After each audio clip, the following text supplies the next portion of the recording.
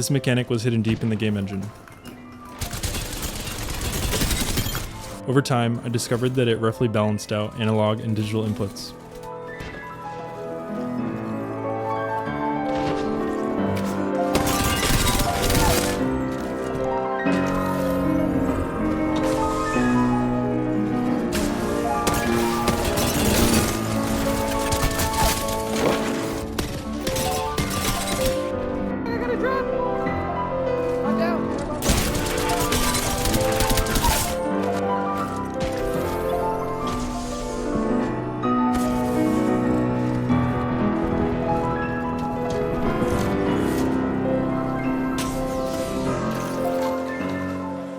Apex is a battle royale game that has 25 legends to choose from, with players generally gravitating towards abilities that fit their playstyle. Excluding the strategic aspect of the game would be a disservice. There are 2,300 possible team compositions for trios, and in the recently introduced quads game mode, that number jumps to 12,650. The makeup of any given lobby is bound to be different. The Shannon number describes all possible outcomes of a chess game at 10 to the power of 120. Building a chess engine in C to cover these cases made the strategical aspect of Apex much easier to comprehend. With the introduction of quads, things became more difficult. This broadened my understanding of the game engine, computer design, and strategy. This is a general comparison of the numbers. You don't know what we did to you. The subject has been successfully implanted with the knowledge to translate the number sequences.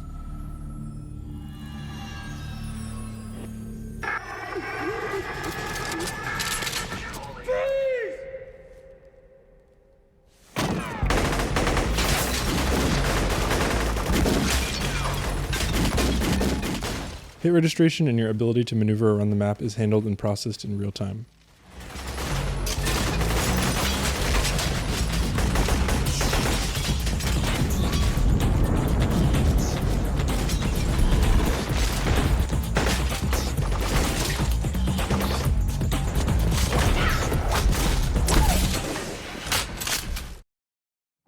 Designing logic gates using transistors as well as layout versus schematic checking in Cadence Virtuoso gave me insight into the hardware that governs our technology.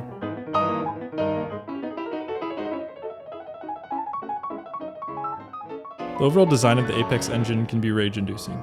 I took a necessary break to experience the feel of more fair or balanced engines. It makes you wonder about a lot of things. You take chicken, for example, maybe they couldn't figure out what to make chicken taste like, which is why chicken tastes like everything. And maybe they couldn't figure out. Call of Duty and Rainbow Six Siege are prime examples of popular low-latency FPS games that are locked behind Windows. While I'm not sure if Windows is more practical in achieving the lowest latency with less variation, it's sometimes hard to get a grasp of what is going on. The interactions can sometimes feel neater, but these games are designed with a different philosophy in mind.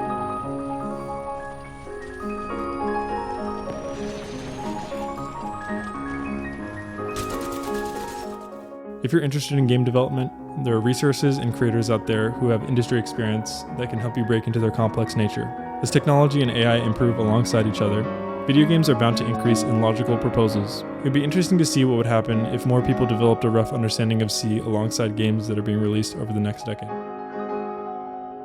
Mechanically, aiming with a mouse is easier than a controller. You have a reliable way to access muscle memory that is developed by learning the exact distance you move your hand on a 2D plane.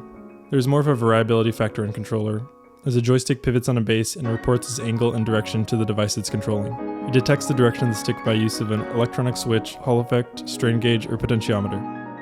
Depending on the game engine and your skill level, this can introduce a lot of variety and technical difficulty to master. I can't. I need my shot. And then you hit that. You're full blind. I just killed you all blind. I'm telling you, bro. Oh my god, that's against the wall. Shameless in the beta.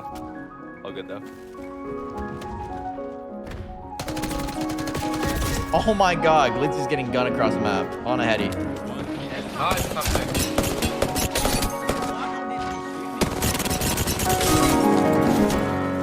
Imbalance between inputs in crossplay games is modeled by data. As analog players align their gameplay with the more difficult to achieve aspects of a game engine, mouse players must work harder to keep up.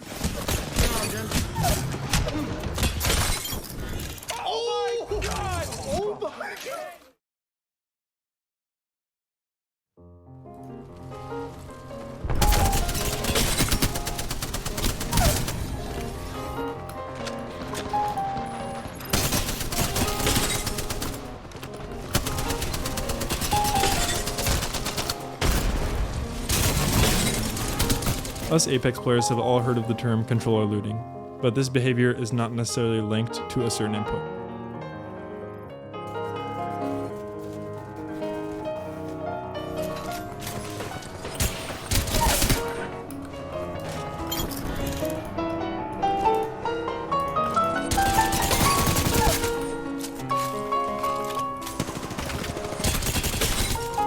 The increase in focus necessary when utilizing different forms of this mechanic is for 4 main reasons.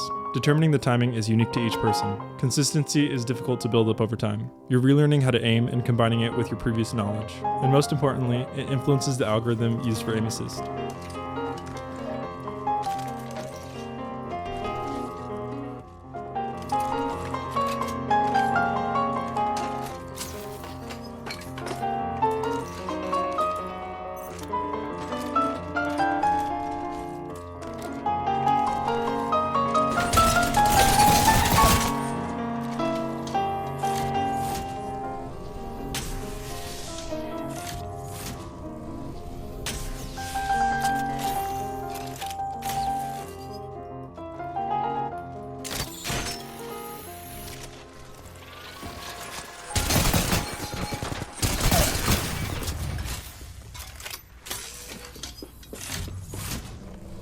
Another trial, another test subject.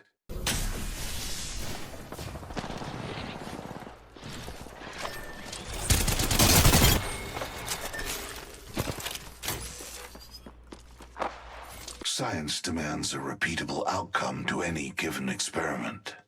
Hence why I am here, and you are there.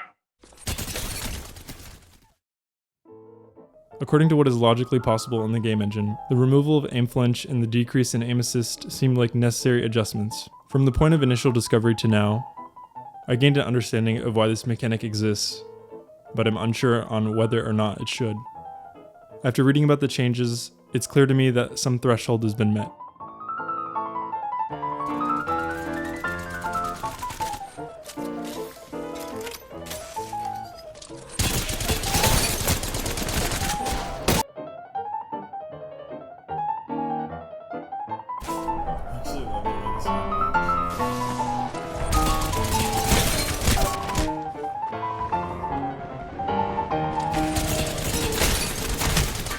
At the very least, the game is in a more balanced state. I'm interested to see how this plays out at the highest level. Given the consistency of aim assist in close quarters, as well as the importance of endgame positioning, controller players that have experience with legends that promote win conditions will be of the highest value. When approaching the game, crosshair centering and taking advantage of sparse openings and line of sight have always been essential. Controller aim is unequivocally unique at the top and technically impressive in high ranks.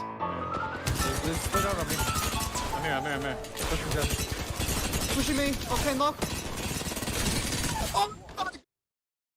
This mechanic might promote more consideration to team composition at each level of the game, or additional thought put into when engaging an enemy team can act counterproductively. Mouse and keyboard players need to combine their current understanding with timing and transitions and velocity.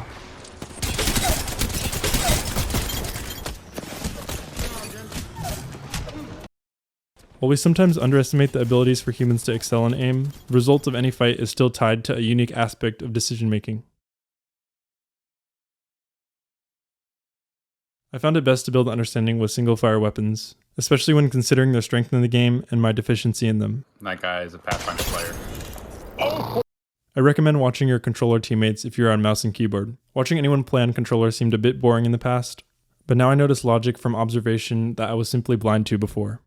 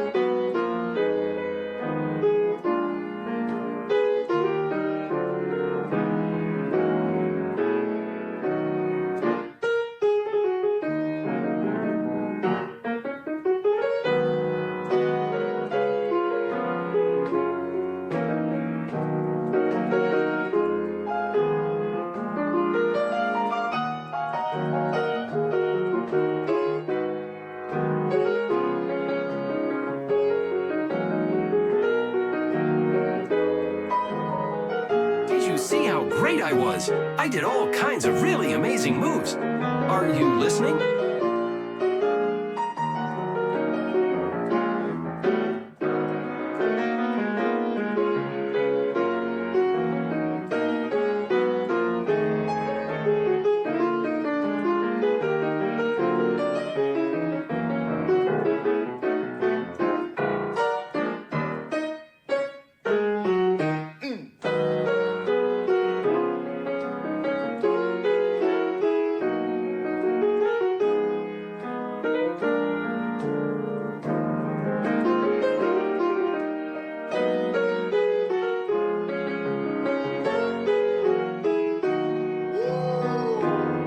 I love that.